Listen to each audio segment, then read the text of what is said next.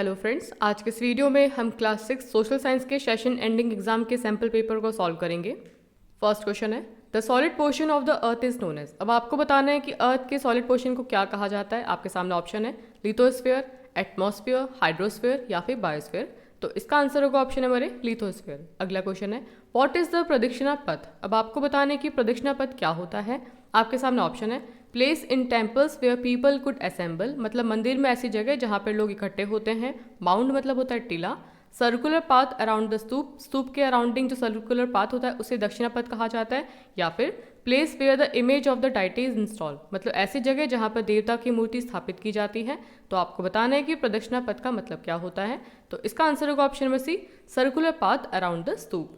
अगला क्वेश्चन है, patwari is also known as. अब आपको बताना है कि पटवारी को और किस नाम से जाना जाता है। लेखपाल, कर्मचारी, विलेज ऑफिसर या फिर ऑल ऑफ दीज। तो इसका आंसर होगा option number D, all of these. अगला क्वेश्चन है, द पाक straight lies between the countries. अब आपको बताना है कि पाक स्ट्रेट किन कंट्रीज के बीच में है। Sri Lanka and Maldives, India and Sri Lanka, India and Maldives या फिर इंडिया एंड बांग्लादेश। तो इसका आंसर होगा option B, India and Sri Lanka. देखिए बच्चों, हम यहाँ पे थोड़ा सा स्टेट को अंडरस्टैंड कर लेते हैं ताकि आपको स्टेट के अंदर किसी तरह का कोई डाउट ना रहे। देखिए आपके सामने क्या है, यहाँ पे पिक्चर है। स्टेट का मतलब होता है ऐसी नैरो वाटर बॉडी जो दो बड़ी वाटर बॉडीज को आपस में कनेक्ट करती है और लैंड मास को डिवाइड करती है। ठीक है, तो आपको यहाँ पे अच्छे से पता है कि यहाँ पे क्या है, बे ऑफ बंगाल, और यहाँ पे आप देख सकते हैं गल्फ ऑफ मन्नार। तो ये पाक स्टेट क्या कर रही है, बे ऑफ बंगाल को गल्फ ऑफ मन्नार से कनेक्ट कर रही है और इंडिया को श्रीलंका से डिवाइड कर रही है। तो इसका मतलब ये हुआ कि स्टेट ऐसी नैरो वाटर बॉडी होती है जो कि दो बड़ी वाटर बॉडीज को आपस में कनेक्ट करती है, और जो पाक स्टेट है वो इंडिया श्रीलंका के बीच में है। अगला क्वेश्चन है, punch mark coins were made of. अब आपको बताना है कि पंचमार्क कॉइन किससे बनते थे। सिल्वर, गोल्ड, टिन या फिर आइवरी। आइवरी का मतलब होता है हाथी दांत से। तो देखिए जो पंचमार्क के कॉइन थे वो सिल्वर से बनते थे। अगला क्वेश्चन है, people of Chizami village do dash cultivation. अब आपको बताने कि चिजामी विलेज के जो लोग थे वो किस टाइप की कल्टीवेशन, किस टाइप खेती करते थे। झूम, टेरेस, स्लैश या फिर नन ऑफ दीज। तो इसका आंसर होगा ऑप्शन बी, टेरेस कल्टीवेशन। अगला क्वेश्चन है, map showing natural features of the earth such as mountains, reverse, oceans etcetera called. अब आपको बताना है कि उन मैप्स को क्या कहा जाता है जिसके अंदर नेचुरल फीचर्स बताए जाते हैं, जैसे कि माउंटेन्स, रिवर्स, ओशन। तो आपके सामने ऑप्शन है political map, thematic map, conventional map या फिर फिजिकल मैप। तो इसका आंसर होगा ऑप्शन डी, फिजिकल मैप। अगला क्वेश्चन है, in which language were the Ashoka's inscription written. अब आपको बताना है कि अशोका के इंस्क्रिप्शन किस लैंग्वेज में लिखे गए थे। देवनागरी, संस्कृत, तमिल या फिर प्राकृत। तो इसका आंसर होगा ऑप्शन नंबर डी, प्राकृत। अगला क्वेश्चन है, the responsibility of replacing the street light is with the. अब आपको बताना है कि अगर स्ट्रीट लाइट खराब हो जाती है तो इसको बदलने की रिस्पॉन्सिबिलिटी किसकी होती है। आपके सामने ऑप्शन है municipal corporation, ward councillors, police commissioner या फिर पब्लिक। तो इसका आंसर होगा option number A, municipal corporation. अगला क्वेश्चन है, हु कंपोज सिलप्पाधिकरम, इलांगो, बाणभट्ट, कालिदास या फिर ऑल ऑफ दीज। तो इसका आंसर होगा ऑप्शन नंबर ए, इलांगो। अगला क्वेश्चन है, direct rays of the sun fall on the equator on. अब आपके सामने कुछ डेट दे रखी है, आपको बताना है कि इनमें से कौन सी डेट के ऊपर डायरेक्ट सनरेज इक्वेटर पे फॉल होती है। 21 मार्च, 21 जून, 22 दिसंबर या फिर नन ऑफ दीज। तो इसका आंसर होगा ऑप्शन नंबर ए, 21 मार्च। अगला क्वेश्चन है, towards the south of India is. अब आपके सामने ये क्वेश्चन पूछ रहा है कि towards the south of India is कौन सा ओशन है।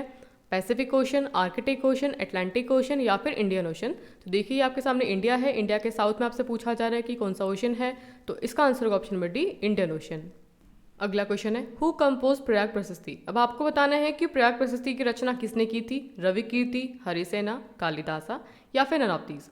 तो इसका आंसर होगा ऑप्शन नंबर ए, रवि कीर्ति।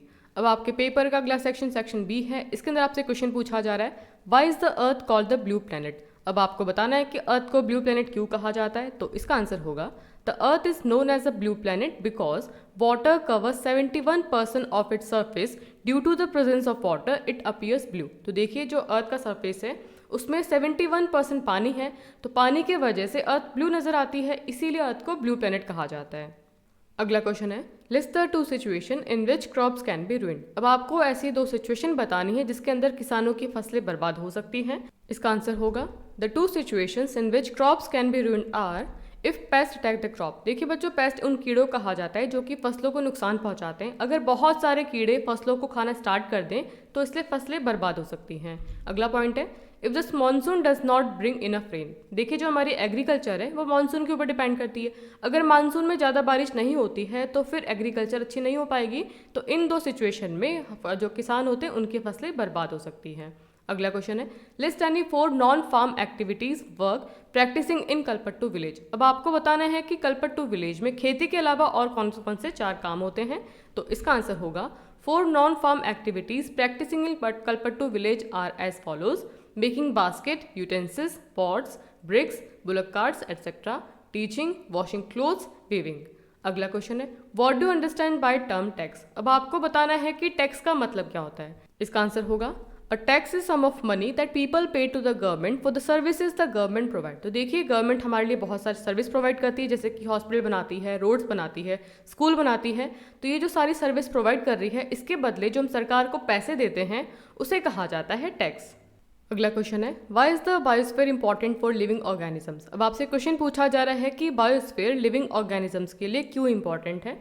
तो इसका आंसर होगा the biosphere is the zone where the lithosphere, hydrosphere and atmosphere interact with each other. This narrow sphere of the earth supports life due to the presence of land, water and air. Therefore the biosphere is important for living organism.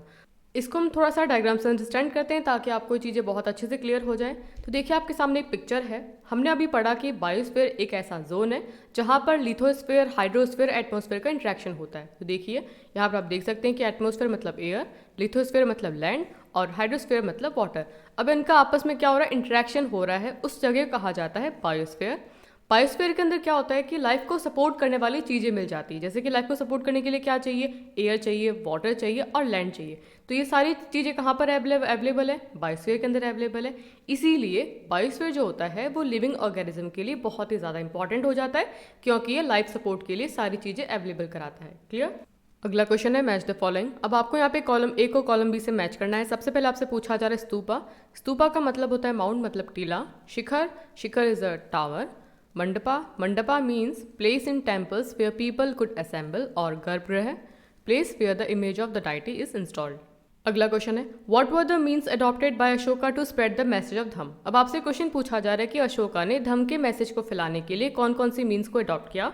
तो इसका answer होगा the means adopted by Ashoka to spread the message of dhamma were he appointed officials known as dhamma mahamatras to spread and explain the message of dhamma. तो देखिए धम्म, specially धम्म को फैलाने के लिए, लोगों को समझाने के लिए अशोका ने ऑफिशियल्स को अपॉइंट किया। उन्हें धम्म महामात्र कहा जाता था, जिनका काम था लोगों को समझाना कि धम्म क्या होता है और इसको किस तरीके से लोगों तक पहुंचाना है, ये उनका काम होता था।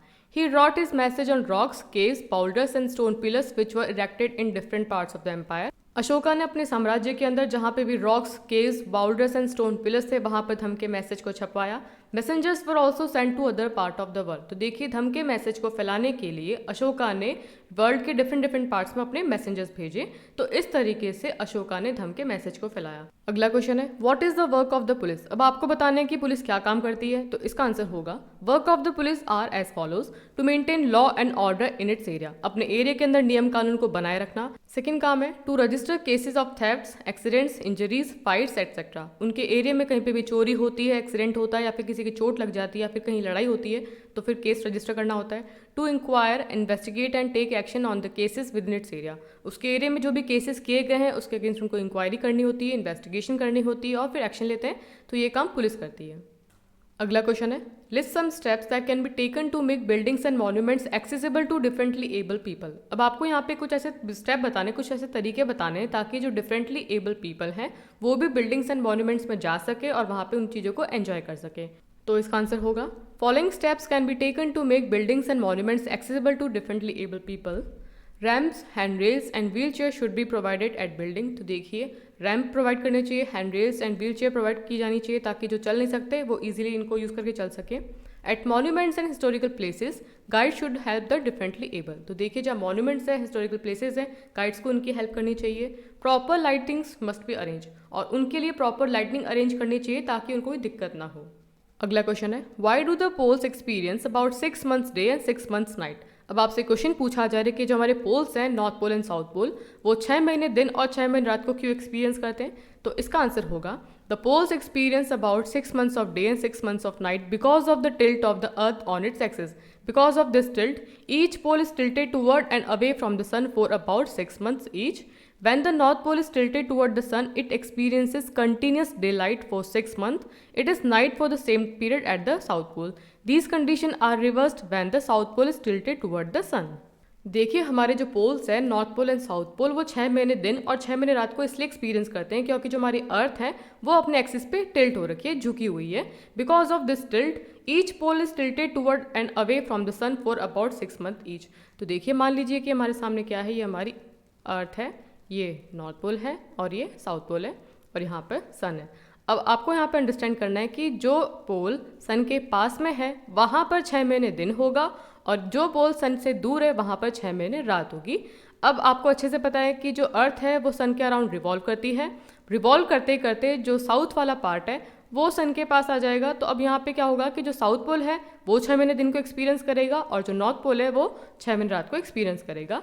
इसीलिए अर्थ के टिल्ट की वजह से जो दोनों पोल्स हैं वो 6 महीने दिन और 6 महीने रात को एक्सपीरियंस करते हैं. अगला क्वेश्चन है describe the functions of gram Bhojak. Why do you think he was powerful. अब आपको बताना है कि ग्राम भोजक क्या काम करता था और वो पावरफुल क्यों था. तो इसका आंसर होगा the functions of gram bhojak are he collect taxes from villages. तो वो गाँवों से टैक्स कलेक्ट करता था. He solve the problems of villages. वो विलेजेस की प्रॉब्लम सॉल्व करता था. He also function as a जज and sometime as a policeman. तो वो कभी जज का काम करता था, कभी पुलिसमैन का काम करता था. He owned a very large piece of land and got it cultivated by his slaves and hired worker. तो देखिए जो ग्राम भोजक था उसके पास में बहुत बड़ी ज़मीन होती थी, इसीलिए वो स्लेव्स को रखता था खेती करने के लिए और वर्कर्स को हायर करता था. अब आपको बताना है कि वो पावरफुल क्यों था. तो इसका आंसर होगा he was considered powerful because he was the largest land owner and his post was hereditary. This made him powerful. देखिए ग्राम भोजक को सबसे ज़्यादा पावरफुल इसलिए माना जाता था क्योंकि वो सबसे बड़ा लैंड ऑनर था और उसकी जो पोस्ट थी ग्राम भोजक वो हेरिडिटरी थी. हेरिडिटरी का मतलब होता है जैसे कि कोई ग्राम भोजक है फिर उसका बेटा ग्राम भोजक बनेगा, फिर उसका बेटा ग्राम भोजक बनेगा, कोई और ग्राम भोजक नहीं बन सकता था. तो इस हेरिडिटरी की वजह से जो पोस्ट थी वो बहुत ज़्यादा पावरफुल थी और इस वजह से जो ग्राम भोजक था वो बहुत ही ज़्यादा पावरफुल था. अगला क्वेश्चन है what do you think the government can do to help farmers like Shekhar when they get into डेब्ट. डिस्कस. अब आपको बताना है कि गवर्नमेंट शेखर जैसे फार्मर जिनके ऊपर बहुत ज़्यादा कर्ज चढ़ चुका है इनकी हेल्प करने के लिए गवर्नमेंट क्या कर सकती है. तो इसका आंसर होगा the government should provide easy loans to small farmer at low interest rate. तो देखिए गवर्नमेंट को छोटे किसानों को कम इंटरेस्ट रेट के ऊपर लोन प्रोवाइड करना चाहिए. Insure the crops to compensate for the loss of small farmer. देखिए जो स्मॉल फार्मर्स है अगर उनकी फसल का नुकसान हो जाता है तो उनको क्रॉप्स की इंश्योरेंस करनी चाहिए ताकि जो क्रॉप्स का नुकसान हुआ है उसकी भरपाई की जा सके. Small funds can be given to the farmers so that they can buy seeds, pesticides and fertilisers etcetera.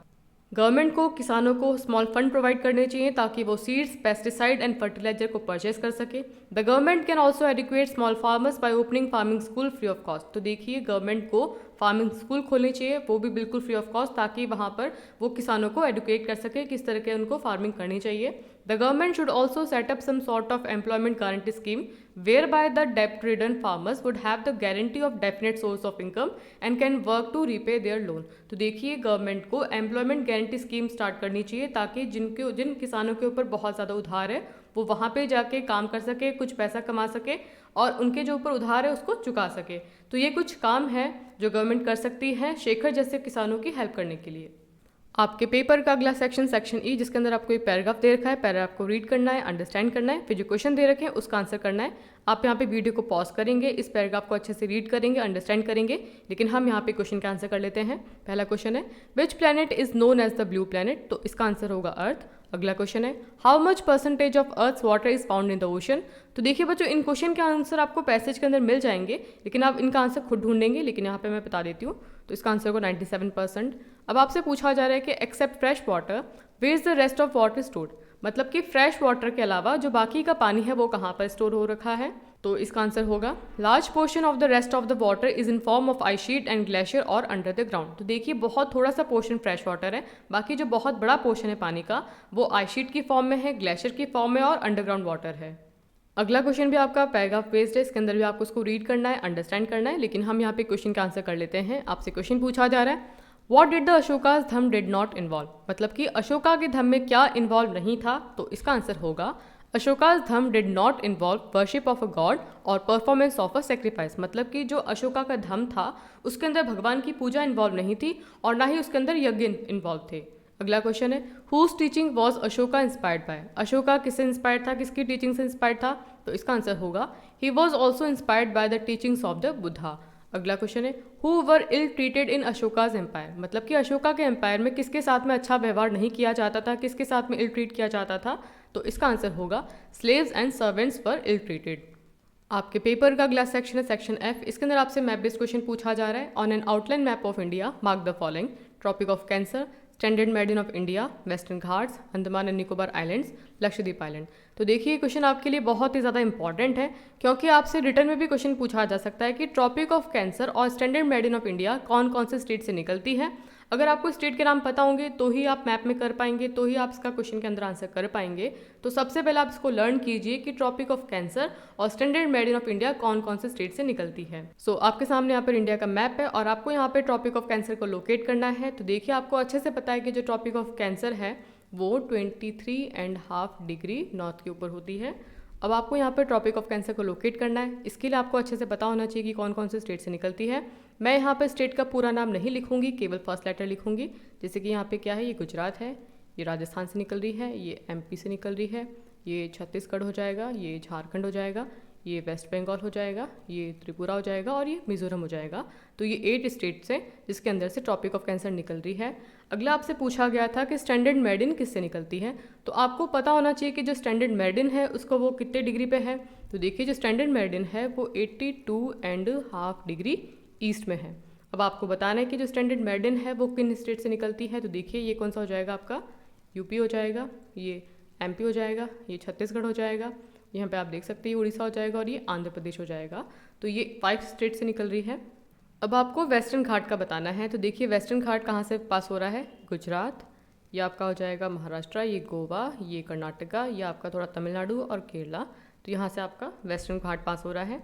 अब आपसे पूछा गया था कि अंडमान एंड निकोबार आइलैंड, तो आपका ये अंडमान निकोबार आइलैंड है और ये आपका लक्षद्वीप आइलैंड है। इस वीडियो में हमने आपका एसएसटी का एनुअल एग्जाम का सैम्पल पेपर सॉल्व किया। आई होप ये क्वेश्चन पेपर आपके एग्जाम के लिए बहुत ही ज़्यादा इंपॉर्टेंट होगा। वीडियो अच्छा लगा है तो वीडियो को लाइक करें, दोस्तों के साथ शेयर करें और चैनल पर नए हैं तो चैनल को सब्सक्राइब करें। Thanks for watching.